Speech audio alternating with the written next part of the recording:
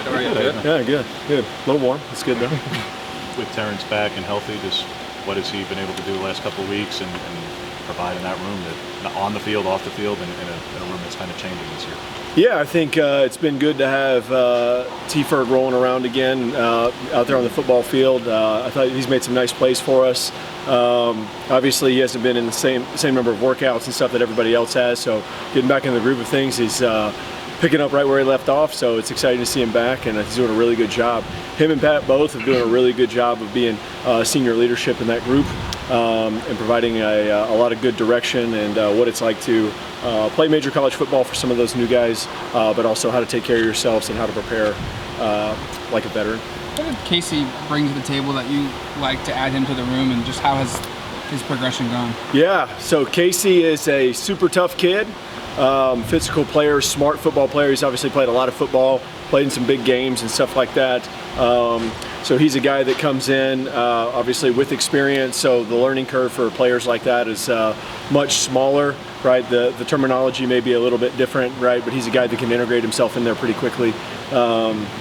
He's, like I said, played a lot of good football. He's got a really good skill set, but he brings a lot of energy into that room. And then last year we played with some guys that had played a bunch, and so to have another one in the room right there that can compete and then, level up our depth, right, and potentially even be a starter and stuff like that is fantastic. How did he get on your radar? Did you know him before this last year? When did you start kind of seeing his film?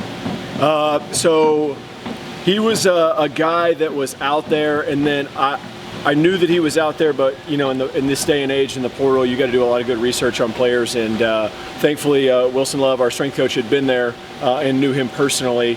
And then Taisheem, I asked Taisheem, I was like, tell me about this guy, and so both of those guys had great things to say, and everything that I was told is everything that this guy has been, and so he's been awesome. We're super glad to have him.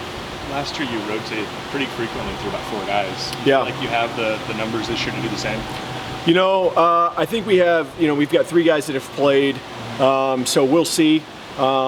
We'll see how that works out for us. I'm not sure just yet. I think even to this point in camp, heading into Saturday, it'll be interesting to see how it still plays out. So I don't know what we're willing to say just yet. I think we're still learning our team and how the dynamics all fit together. But I do think that we've got some guys that can play and help us go win some games. So we'll see. How does Will's offense, particularly now that it's more almost game play, season play, compared to what Kenny was doing in terms of, it's had a pretty good number of 12, even 13 at times last year, compared to Will's probably a little bit more 11 pace, I would think. I think that any good play caller, any good coach is going to put their best grouping out there or whatever they think is going to help them convert in that particular situation. So I think that if you look at UTSA, like they had a phenomenal group of wide receivers. So for them to take those guys off at times, like they were 11 and 12 quite a bit. Last year, right, we got big in some certain situations that provided, personnel mismatch advantages and stuff like that. So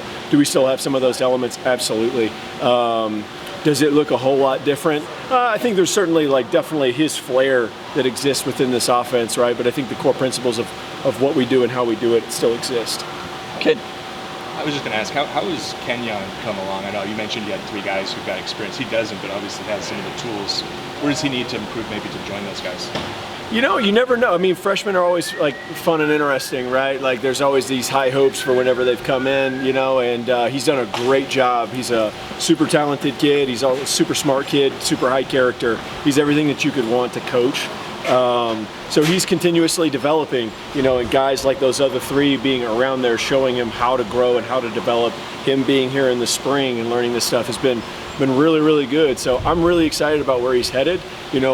Where is he going to be for us come this season? Hard to say at the moment, but I think he's doing some really good things. Where's he at as a blocker? Because sometimes for freshmen that can be the hiccup. Yeah, freshmen, especially guys that played wideout, right? Those guys, it's hey, it's a little different.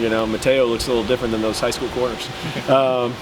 But he's done a good job. He's, when you recruit my position, one of the things is you got to find tough kids that aren't scared of contact, right? So whether they've played wideout, whether they've played tight end, whether they're a running back or quarterback, doesn't matter, right? Do they have it inside? Do they want contact? Because contact's coming at this position, whether you like it or not. And so he's done a great job. He's a tough kid. He's a physical kid. He's not afraid to get in there and mix it up with anybody that you put in front of him. Kenyon's high school tape was pretty impressive. Has he shown flashes either in spring or this fall that kind of, that he's doing that on this college stage, not just the high school level? Yeah, I think once those guys get comfortable and right, because like for anybody, right, like anybody that takes a new job, right, you're not moving as fast as you want to day one, right, learning how the system works, and like today for our stuff, like where do I line up and what route is this? Okay, I don't just get to run past the guy because I'm so much faster than the guy. You know what I mean? Like that guy can run too. And so learning new techniques, and he's a very conscientious kid. So he wants to do exactly what you've told him to do and coach to do. And if he messes it up, he knows exactly what he messed up. He said, Coach, I know I didn't do this. And it's like, but when he gets out there and plays freely, he's done some really, really good things for us. So we're really excited about his ceiling and where he's going. But really, really glad that he's in our room, and we'll see where he is down the road. With how long Pat was out hurt before last year, we saw him in the role that he had. Now that he's been back on the field for this period of time, how much more does he offer you now? Where last year he was mainly in the H kind of role.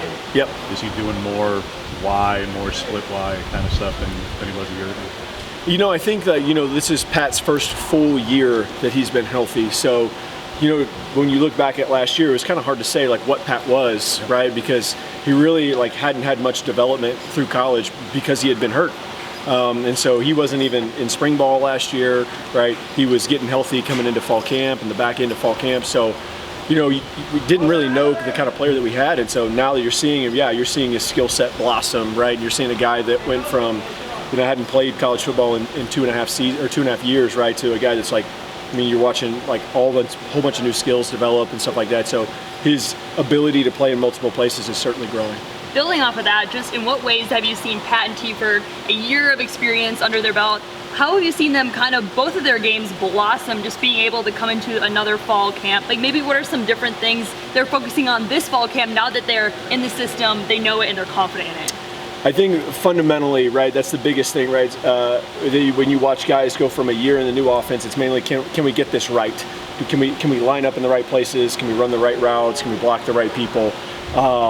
How well are we doing those assignments, right? That's going to come down to a lot of fundamentals, especially when you play really good teams, really good opponents. And so I think the biggest leap that we've seen from that last year to this year in those guys is how technically sound that they've become, right? So watching them grow in hand placement and route running and fundamentals and all this kind of stuff, the way that they catch the ball, maneuver defenders, all this kind of stuff, that stuff's really, really, really grown and been a lot of fun to watch.